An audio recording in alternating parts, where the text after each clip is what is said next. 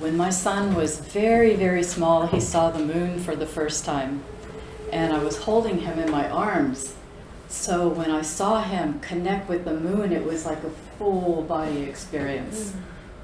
And I watched him watching the moon, and I thought, oh, he's going to be an astrophysicist or a shaman.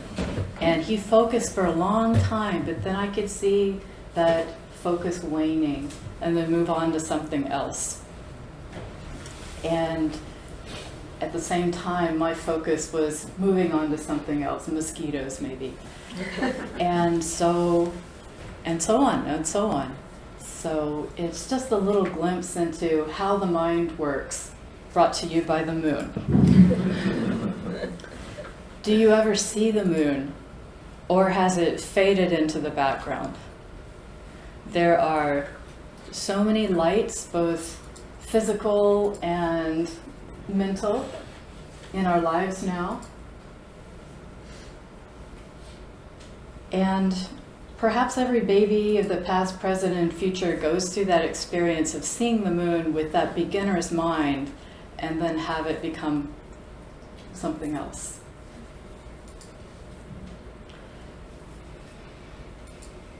Perhaps because of this, the moon figures so largely in our Zen teachings. These old masters and monks had strong relationships with the moon. And it's not as if they had nothing in their lives except gazing at the moon and drinking tea. Their lives had genocide, they had war, they had cruel autocrats, and in many ways their lives were like ours, without bunker busting bombs, without cell phones.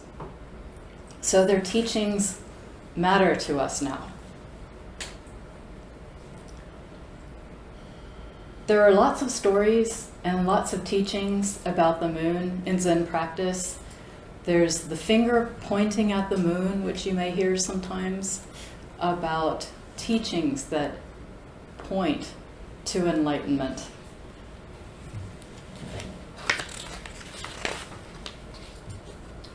You'll hear stories about the moon that's reflected in a wave, in 1,000 drops of dew, or in a bucket. Also about enlightenment taking any form. One of the most meaningful stories to me is about the Zen master Ryokan coming home to his hut and finding that there's a burglar there.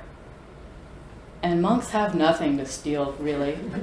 So Ryokan takes off his clothes and offers it to the man. The man takes it and he leaves. So later, Ryokan is sitting in the moonlight and he says, I wish I could give this beautiful moon to him, poor fellow. It makes such an impression on me that Ryokan has this sense of generosity even when his home has been invaded. And he's not wound up about his stuff and his territory. He just wanted to share beauty, and he wanted to share enlightenment, even in a setting like that. And for generations who hear this story, there's that beauty and there's that enlightenment from Ryokan. So this brings us to today's fascicle from Dogen Zenji. It is about the moon, Suki. And it's a continuation of this ongoing series of studying the writings of Dogen Zenji in a compilation called Shobogenzo.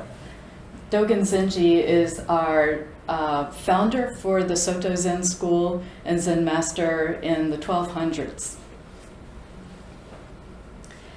In this little short fascicle, fairly short, he's setting up the fascicle as reading a portion from the sutras and then his commentary on it.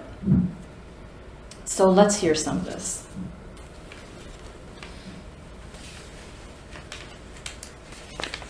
Oh, I probably should have brought my glasses. The Buddha Shakyamuni said, "The true Dharma body of a Buddha is just like empty space. It manifests its shape in response to beings, like the moon in the water." That was the quote. And Dogen says, the suchnesses of like the moon in the water must be the water and the moon. They must be the water is such. The moon is such. The suchness is in. The in is such. It is not that he calls resemblance like. Like is. The true Dharma body of a Buddha is just like is the just like of empty space. This empty space is the true Dharma body of a Buddha that is just like. Because it is the true Dharma body of a Buddha, all the earth, all the realms, all dharmas, all manifestations are themselves empty space. That the manifest 100 grasses and myriad images are just like is precisely the true Dharma body of a Buddha, is like the moon in the water.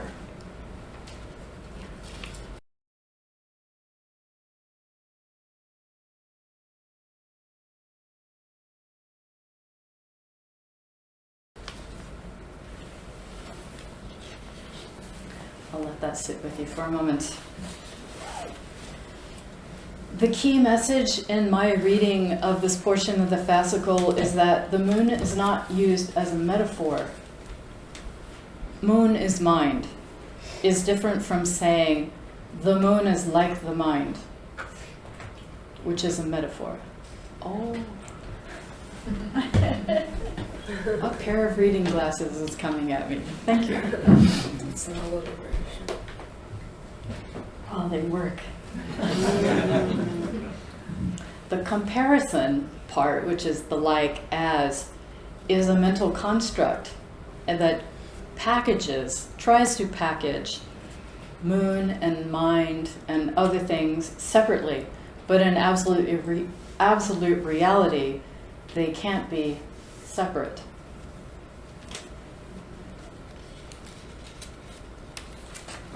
So let's hear a little more. Here Dogen Zenji is quoting, he says, "An old Buddha said, 'One mind, all dharmas. All dharmas, one mind.'" And then his commentary, "Thus the mind is all dharmas, and all dharmas are the mind. Since the moon is the mind, the moon must be the moon. Since all the dharmas that are the mind are, every one of them, the moon. The realms everywhere are the moon everywhere, and bodies are, every one of them, the moon throughout."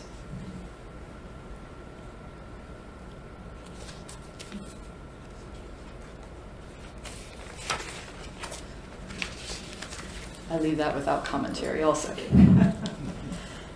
The next passage takes on a little different flavor. Here, the Buddha, Shakyamuni, is speaking to Bodhisattva Vajragarbha. It's a conversation between the two.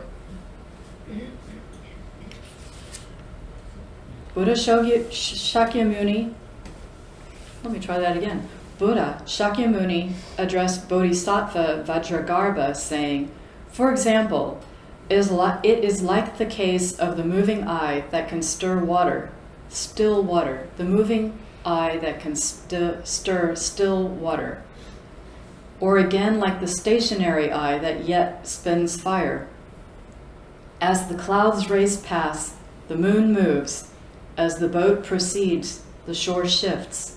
These are also like this." Notes on this translation here say that the conversation is about optical illusions. I tried to find the source of the original portion of this context for a little more conversation for a little more context, but I haven't found it. But the notes say that the stationary eye that spins fire is like an optical illusion, which was the topic of this conversation, that you might have after you see something really bright, you see the after image, or you might interpret something that is moving in a circle, a bunch of individual points, as a continuous object. And the eye moving over still water, the motion of the eye creates a sensation or an appearance of motion in the water. So this is what they're talking about. It's such powerful imagery to Dogen Zenji that he repeats it in the Genjo Koan, another fascicle too. That one is more familiar to many of us because we chant it during services.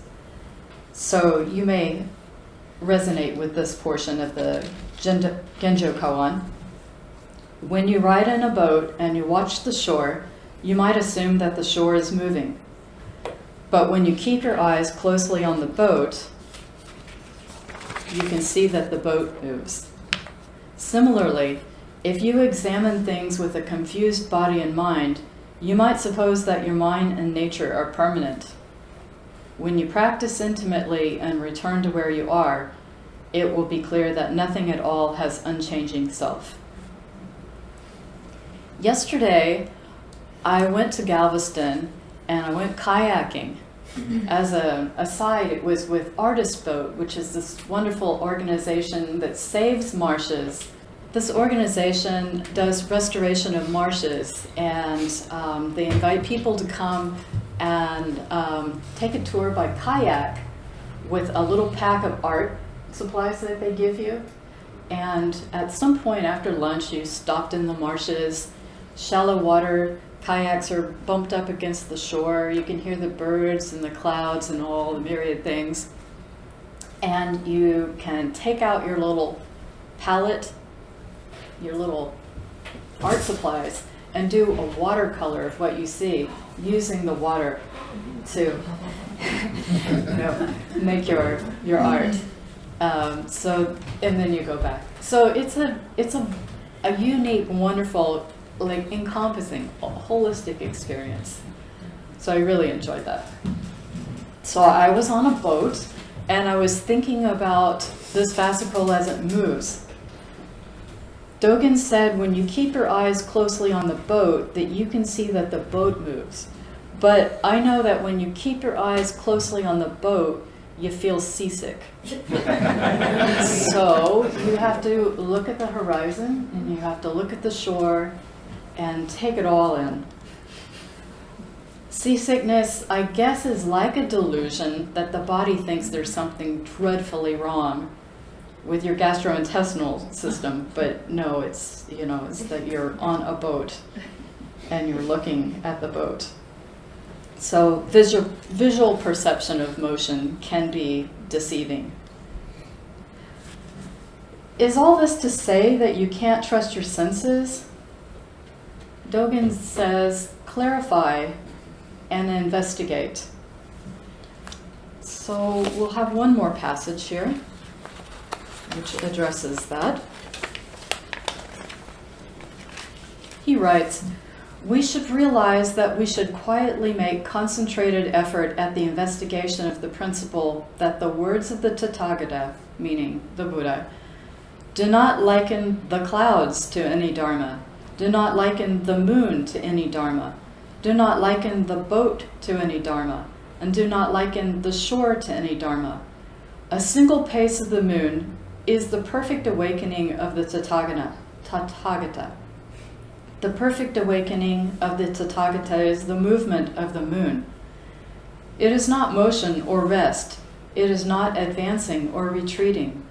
Since the moon moves is not a metaphor, it is the nature and marks of essential nature.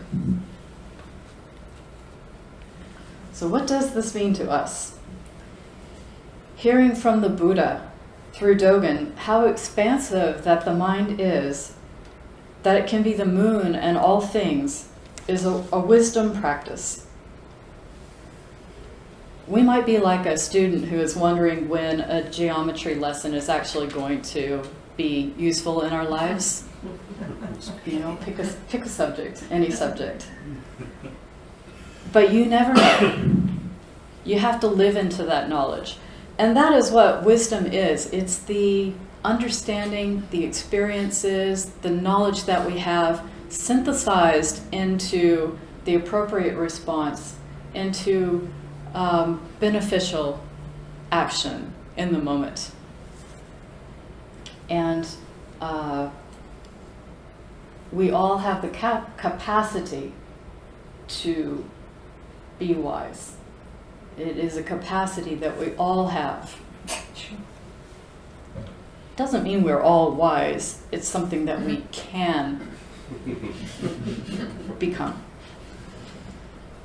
If you quietly investigate, per Dogen Zenji, the boundarylessness of mind, and find that you're bored by the abstraction of it, or you're anxious by the lack of anything that you can call solid in contemplating, just come back to your awareness of your body and your breath, like in Zazen.